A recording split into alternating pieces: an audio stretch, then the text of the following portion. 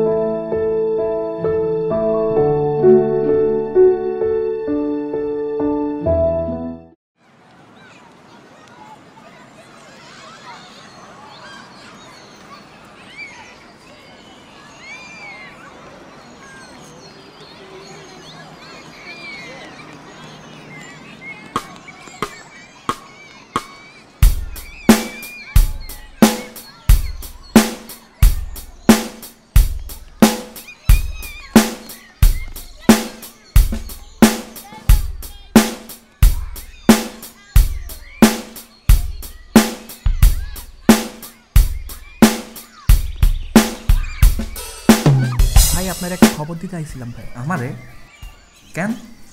ওই ভাই মিফতাপু আছে না আপনার কাজিন, আমি তো জানি ভাই আপনি ওরে অনেক লাভ করেন, অনেক পছন্দ করেন, কিন্তু ভাই আমি সেদিন দেখতেছিলাম কি নদীর পাড়ে আপু একটা পোলার লগে কেক মাখামাখি করতেছে, কি যে করতেছে ভাই। তুই চিনস রে? খবর লাগে ভাই, জানা তো আমারে।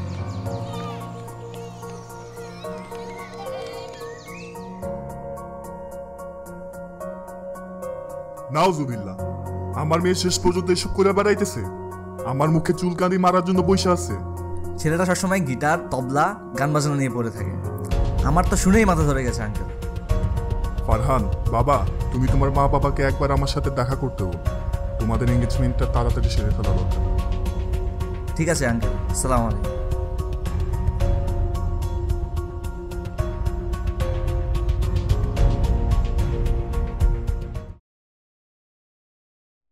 এত কিছু কিভাবে জানলেন? আর হঠাৎ করে বিয়ার কথাই কেন বলছেন? বিয়ের কথা আগে থেকে হয়েছিল, আর ফারহান ভাই আমাকে পছন্দ করতেন। তোমাকে আমি বলেছি বারবার তানিম, এসব গান বাজনা ছেড়ে দাও। আমার বাবা একজন মসজিদের ইমাম, এসব কিভাবে মেনে নিবে বলো? বাহ, তোমার বাবা মসজিদের ইমাম, বিয়ের কথা আগেই হয়েছিল, আর আমি গান বাজনা করি, এসব তো তুমি আগেই জানতে মিফতা। কি জানতে না?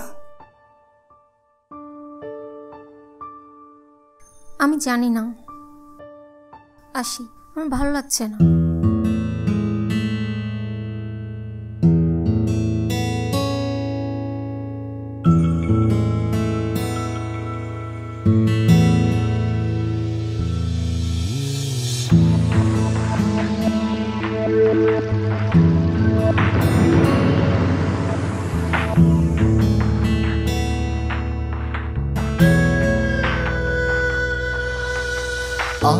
আলোর খোঁজে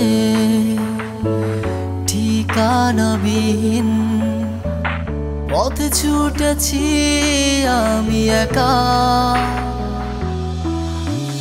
চারিপাশে নিঃসঙ্গতা, জানি পাবো না তোমার দেখা।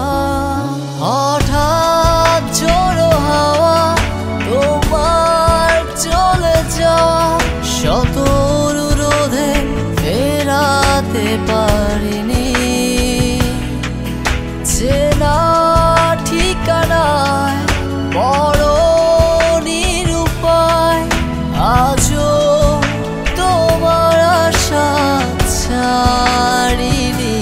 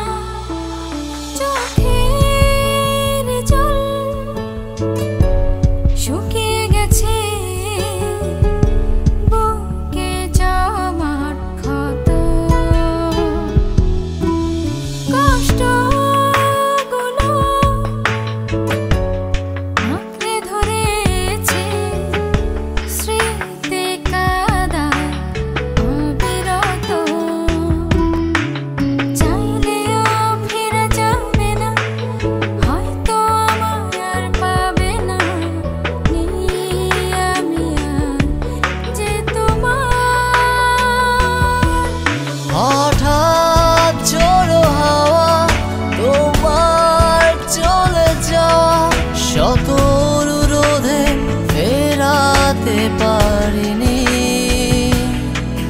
চেনা ঠিকানায় বড় নিরুপায়, আজও তোমার আশা ছাড়িনি।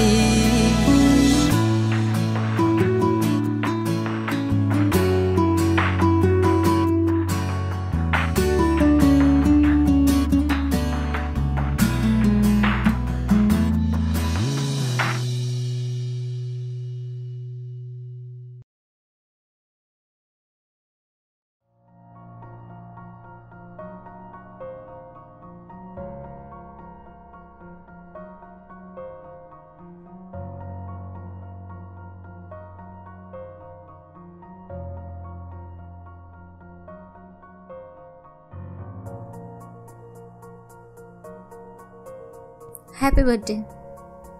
এই গিটারটি তোমার জন্য কিনেছি, নিজের পছন্দে, যত্ন করে রেখে দিন।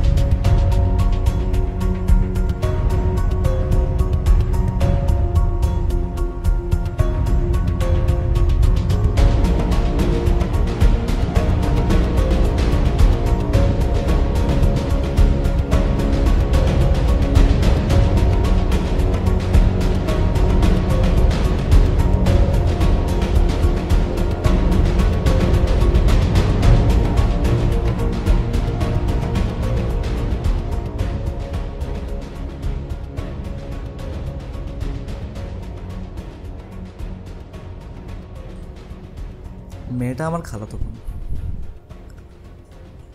অনেক পছন্দ করতাম। আঙ্কেলরা আমার পছন্দের কথা জানলেও চুপ ছিলেন। তাই এই সুযোগটা কাজে লাগালাম।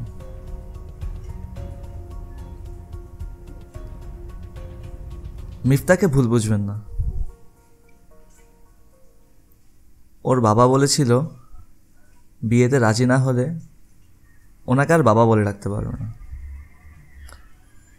তাই ওরও কোনো উপায় ছিল না।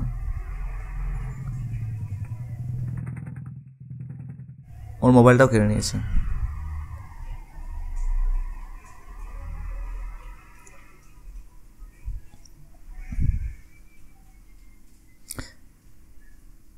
এই গিটারটা ও কিনেছিল আপনাকে দেওয়ার জন্য, কিন্তু দেওয়া হয়নি।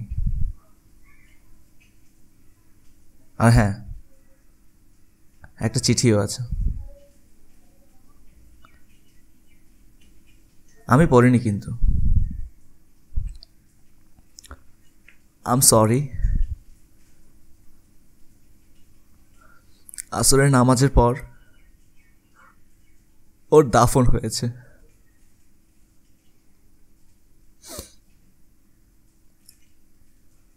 ভালো থাকবেন, আসি।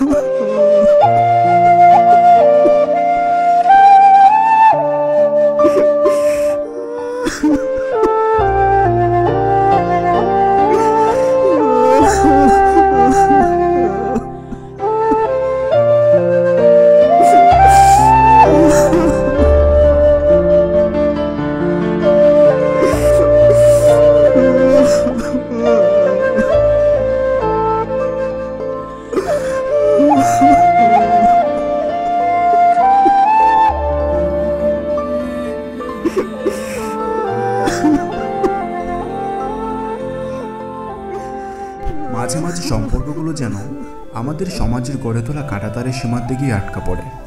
সৃষ্টি হয় কিছু অপূর্ণতা আর আহত ভালোবাসার গল্প। ভালোবাসাকে ঘেরা স্বপ্নগুলো তখন মুখ থুবড়ে পড়ে। আমরা কি পারি না সেই কাঁটাতারের সীমান্ত মুছে দিয়ে বলতে, সবার উপরে ভালোবাসা সত্য, তাহার উপরে নয়?